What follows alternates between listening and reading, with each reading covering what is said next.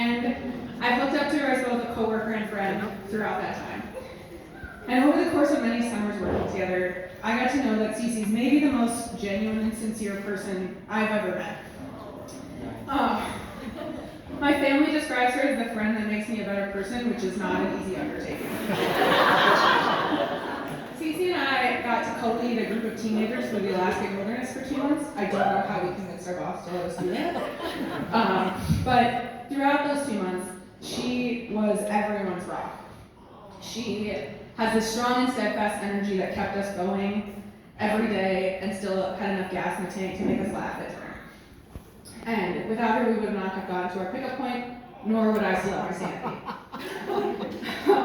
But to this day, I'm always amazed by Ceci's earnestness. While other people will send like a simple text to see how you're doing, Ceci will take the time to call you or go on a walk and really want the person she's talking to feel cared for and uplifted. And while I could talk about Ceci for a long time, I'm here to talk about Ceci and Jake. Many people don't know this, but I actually met Jake long before Ceci did. We both went to Colorado College, but if you look at the table back there, his friends are a lot cooler than I am, so we did not hang out. And now if you jump to 2019, I get this text from Ceci. It says, "Do you know who the wrinkles are? Do you know about Jake Brodsky?" Okay. I was like, "Yes, I know Jake Brodsky. No, I don't know the wrinkles, why?"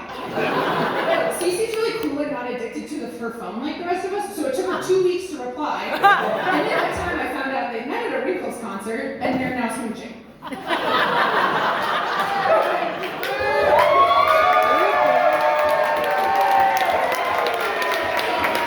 This is actually great proof that karma is real, because Ceci, the kindest person I know, meets this loving, caring partner at a concert months before the world shuts down, and there was an indefinite pause on any musical meet cute. And thanks to that world shutdown, they both ended up in Anne's basement in Helena. Thank you, Anne. And so I'm stoked. I lived in Missoula. I have not seen a good friend in like 2 months. I'm pumped that Ceci's in Montana.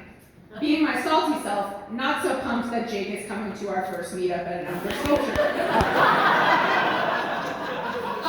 However, I couldn't sulk for more than 3 minutes because it was so apparent that, well, it was very obvious Ceci really liked Jake, but also that Jake was a great partner for Ceci in ways that it's really hard to describe without crying. And I'm trying to get through a speech without tears.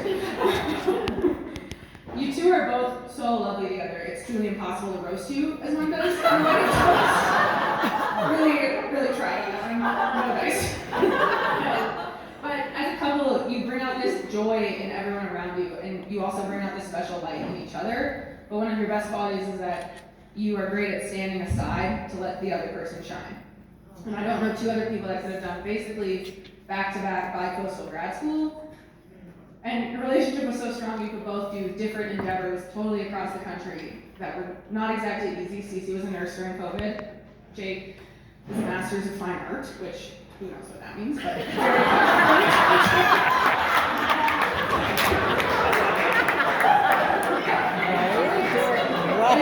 they raised a really cool cat, and I absolutely hate cats. So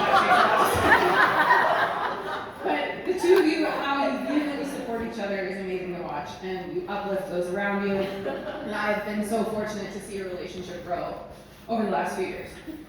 So as I said, I'm no expert on love, no expert on marriage, but I've thoroughly researched some advice, so if the 2 of you could please look at each other. First, be exceedingly kind to your partner. Statistically, this is the most likely person to murder you.